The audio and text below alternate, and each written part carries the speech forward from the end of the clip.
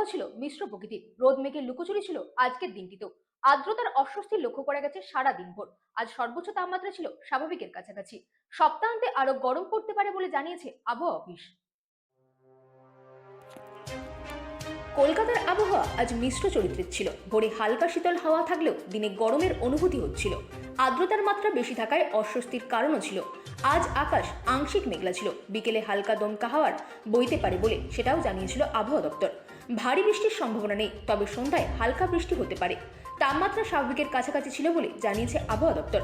পর্যাপ্ত জল পান করুন এবং হালকা পোশাক পরুন। সর্দি কাশির প্রকোপ বাড়তে পারে, সতর্ক থাকুন। আগামী 24 ঘন্টায় আবহাওয়ার বড় কোনো পরিবর্তন নেই। সপ্তাহান্তে তাপমাত্রা আরও বাড়তে পারে বলে জানিয়েছে আবহাওয়া দপ্তর। শহরবাসীকে সতর্ক থেকে দিন কাটানোর পরামর্শ দেওয়া হচ্ছে।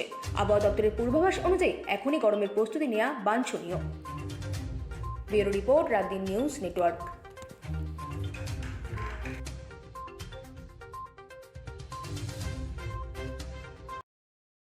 বিশিষ্ট আন্তর্জাতিক